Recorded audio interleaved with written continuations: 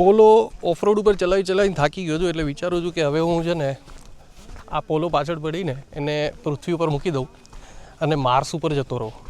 Setup કરી લીધું છે માર્સ પર જવાનું. આકાશ સ્પેસ સ્ટુડિયોનો સહારો લઈને અને આપણે માર્સ ઉપર જવું છે. જોઈએ કેવી રીતે પહોંચાય છે. તો આનાથી કરશું કોમ્યુનિકેશન. આને કંઈક તો કહેવાય, મને નથી ખબર શું કહેવાય. Axis, this is a mission control. ભાઈ આપણે મિશન કંટ્રોલ કરવાનું છે જબરદસ્ત. માર્સ ઉપર જવા માટે પોલો બહુ ચલાવી, હવે હું જઈશ માર્સ પર. આ બધું સેટઅપ અહીંયાથી થઈ ગયું છે મારું.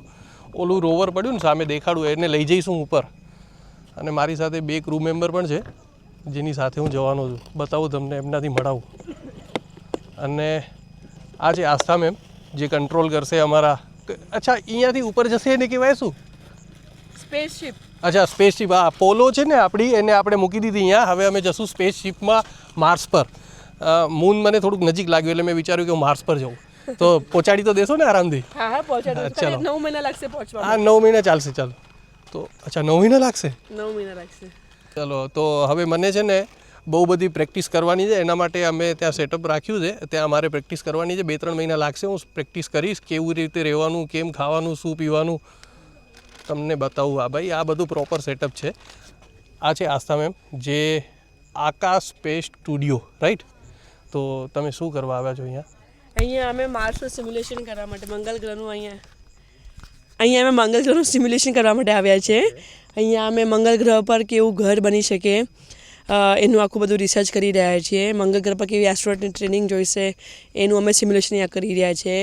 મંગળ ગ્રહ ઉપર આપણે કેવી રીતના પ્લાન્ટ્સને ગ્રો કરી શકીએ, એની સોઇલ કેવી આવે, સોઇલ ટેસ્ટિંગ કેવી રીતે થાય, કેવું રોવર હશે, કેવી રીતે સેમ્પલ કલેક્શન થશે, આપણા એસ્ટ્રોનોટ્સ કેવી રીતે શું છે, કેવી રીતે સાયકોલોજીકલ ઇફેક્ટ પડશે, કેવી રીતે ફિઝિયોલોજીકલ ઇમ્પેક્ટ પડશે, એ બધાનું અમે અહીંયા સ્ટડી કરી રહ્યા છીએ. અહીંયા અમે અને અમારી કંપની ઇન્ડિયાને રિપ્રેઝેન્ટ કરી રહ્યા છે વર્લ્ડ્સ બિગેસ્ટ એનાલોગમાં, જેમાં પૃથ્વીના જેટલાય આવા એનાલોગ હેબિટેટ છે, જેમ કે નાસાના છે, યુરોપિયન સ્પેસ એજન્સીના છે, HysIS, MDRS station, લુનારી station, હાઇડ્રોનોટ station, આ બધા એક સાથે સ્ટિમ્યુલેટ થશે, જેમાં ઇન્ડિયાથી અમે છીએ. ઓસ્ટ્રિયન સ્પેસ ફોરમની અંડરમાં વેનિયામાં એનું મિશન કંટ્રોલ મૂકવામાં આવશે. તો આ જે સામે મૂકેલું છે આમ તો મને કન્ટેનર જેવું લાગે છે, બટ તમારી લેંગ્વેજમાં એને શું કહેવાય?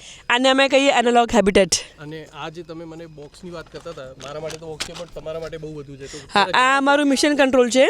આ મિશન કંટ્રોલમાં આપણે આ મિશન કંટ્રોલ નામ છે access analogue habitat mission control આને કહેવામાં આવે છે. અને આમાં અમે આખો હેબિટેટનો બધો ડેટા આ સ્ક્રીન ઉપર આપણે જોઈ શકીએ જ્યારે આપણે પાવરમાં કનેક્ટ કરીએ ત્યારે. હેબિટેટનો ડેટા એટલે કે હેબિટેટનું ટેમ્પરેચર, ઓક્સિજન સપ્લાય કેટલું છે અંદર, કેટલી હ્યુમિડિટી છે, એ બધી જ વસ્તુ આપણને આમાં દેખાય. આપણે આમાં ક્રૂ બી દેખાય કે આપણું ક્રૂ શું કરી રહ્યું છે, બધું દેખાય. હા, ટેલિકાસ્ટ થશે. એટલે તમે એવું કહો છો કે જ્યારે પ્લેનેટ ચેન્જ કરે છે તો આ પૃથ્વી પર રહેશે. હા, અને એ લોકો ઉપર હશે તો અહીંયાથી આ મશીન છે જેનું કનેક્શન ત્યાં છે. હા, ઓકે. તો હમણાં આનું કનેક્શન આપણા એનાલોગ હેબિટેટ સાથે છે, જે આપણે અમદાવાદમાં મૂકવાનું આવશે અને પછી ત્યાંથી આપણે ક્રૂને મોનિટર કરીશું. હવે આ આપણું 3D printed Mars radiation shield છે. હું અત્યારે 3D પ્રિન્ટેડ સ્ટ્રક્ચરમાં છું, જે આપણે મંગળ ગ્રહની માટીનું સિમ્યુલેન્ટ ભેગું કરીને બનાવ્યું છે. અમદાવાદમાં 3D પ્રિન્ટ કર્યું છે અને અહીંયા લઈને અમે એને એસેમ્બલ કર્યું છે. આ એક રેડિયેશન શિલ્ડ સ્ટ્રક્ચર છે કે જેમાં આપણે પ્લાન્ટ્સને ગ્રો કરીશું અને આપણે સ્ટડી કરીશું કે મંગળ ગ્રહ ઉપર આપણે મંગળ ગ્રહની માટીથી ઘર બનાવવું હોય, 3D પ્રિન્ટ કરવું હોય તો આપણે કેવી રીતના કરી શકીએ. ઓકે, એટલે તમે એવું કહો છો કે આની અંદર પ્લાન્ટ્સ ને એવું બધું કરશો? હા, રેડિયેશન શિલ્ડ છે. હા, હા. તો આ પેક થાય, લાઈક આનો ડોર આવશે કંઈ? ના, હમણાં આનો ડોર નહીં આવે, પણ અમારી એડવાન્સ સ્ટડીમાં એનો ડોર ને બધું આવશે, ડોર, વિન્ડો બધું.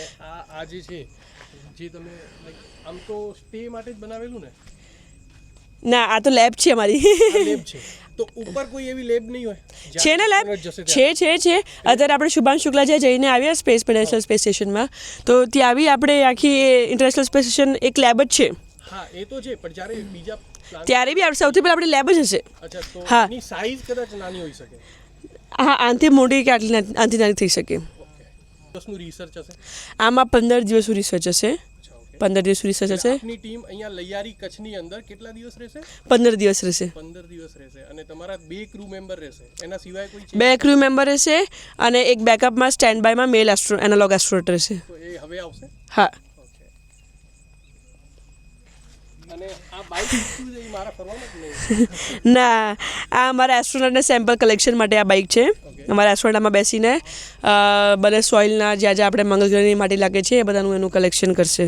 ચલો હવે છે ને આપણે ગુજરાતીમાંથી હિન્દીમાં સ્વિચ થઈએ છીએ અને આ મેમ છે ક્યાં? ઓકે, અનામિકાજી. તો એ આપણાને સમજાવશે કે આ જે સામે 4 વ્હીલવાળું કંઈક તો પડ્યું છે એને મને ના કહેવાય શું કહેવાય, પણ એ આપણાને समझावશે કે શું છે. सो हम टीम अन्वेषक से हैं आईटी मद्रास एंड हमने यहाँ पर एक रोवर का प्रोटोटाइप बनाया हुआ है.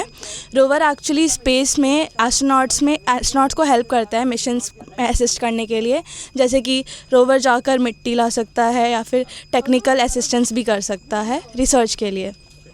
तो ये रोवर है, मतलब ये रोबोटिक ही है ना? मतलब हाँ हाँ, ये रोबोटिक है. कंट्रोल से चलता है? कैसे चलता हाँ, इसको हम जॉयस्टिक से चला सकते हैं. है? क्या जोयस्टिक यहाँ पे? ऑटोनॉमस भी चलता है. हम बस मैप्स फिक्स करके कोऑर्डिनेट्स बता सकते हैं और रोवर अपने आप उस चीज़ को फिगर आउट करेगा, ऑब्स्टिकल्स को, और वो रास्ता जा सकता है विदाउट. पे मतलब अभी कोई भी प्रोडक्ट वो लेगा नीचे से? हाँ, ये रोवर का आर्म है, जैसा कि आप देख सकते हैं. ये इसका एल्बो है. ओके. तो ये जो आर्म है ये कोई भी चीज़ नीचे मूव करेगा और कोई भी ऑब्जेक्ट उठाएगा और इसको ले जा सकता है दूर. तो इसका यूज़ ये है कि जो भी अपने को मतलब जो हमें रिसर्च करना है वो प्रोडक्ट नीचे से लेनी है तो वो पिक करेगा, अपने पास रखेगा और लैब के अंदर लेके आएगा. एग्जैक्टली. अगर दूर दूर जगहों पे जहाँ एस्ट्रोनॉट्स नहीं जा सकते वहाँ पर और ऐसे जगह जहाँ पे बहुत गर्मी है या फिर टेम्परेचर्स अच्छे नहीं है या फिर अगर मौसम अच्छा नहीं है, रोवर बहुत दूर दूर जाएगा, कितने बार महीनों के लिए भी जाता है और वहाँ से सारे सैंपल्स कलेक्ट करके आता है. ये चलता कैसे है? मतलब रिमोट कंट्रोल से चल सकता है. मेरे कहने का मतलब कि पावर, हाँ, अब ये जो आप मॉडल देख रहे हैं ये तो बैटरी पावर्ड है. बैटरी पावर हाँ, बट जनरली बैटरी वाला ही रहता है. नहीं, जनरली सोलर पावर्ड होते हैं मोस्टली. તો આકાશ સ્પેસ સ્ટુડિયોએ બહુ સારું લેબ બનાવ્યું છે ભાઈ. લૈયારી રિવર એટલે કે કચ્છની અંદર આટલું સારું પ્રોજેક્ટ મેં વિચાર્યું નહોતું ક્યારેક આવું થશે, બટ થયું છે એ મને બહુ ગમ્યું અને આપણે આમને પ્રોત્સાહન આપવું જોઈએ કારણ કે બહુ સારું કામ છે આ. નાઇસ, મને તો બહુ ગમ્યું. Hi, so I am Krishna Bulchandani. So I am currently research fellow with Princeton University in high energy particle astrophysics. My background is in astrophysics, specializing in high energy, cosmic ray, particles, etc. I want to study the effect of cosmic radiation and particle when astronauts are in space on their brain, cognition and memory. And why I am here is because also on the side I have been involved in understanding my psychology, the crew's psychology while living in isolated environment, so that when we eventually go on space, so we know we are better prepared for everything, specifically on a neuroscience aspect I would say. So isolation would give us lot of information about the psychology and our cognition during the isolation, specifically later period of the time. And we'll be performing multiple experiments. So there are surveys which focus on our emotional response, cognitive response, and also some are studying microbial loads, crystallization under the isolation, and isolating tardigrades and observing them, as well as giving little bit of a microgravity to them and then observing their behavior. So those are the things that we'll be studying in during these 14-day missions. So, yeah. Hello everyone, I am Wing Commander Jaya Tare. I am a former Indian Air Force pilot and now the CEO of New Horizons Space. After leaving the Air Force, I founded New Horizons Space, where we are mentoring students to join the aviation and space industries.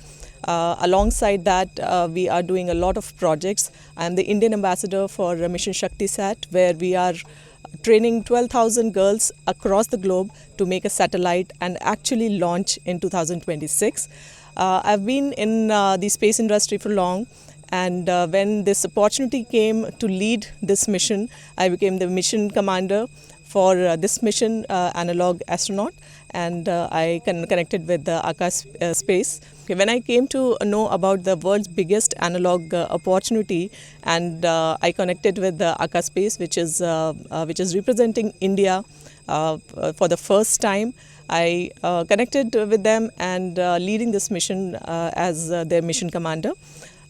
This is the first female crew we are leading, and the best part of this is when we work in the multi-crew environment, a lot of things which I have learned from military, from pilot, it comes very, very handy.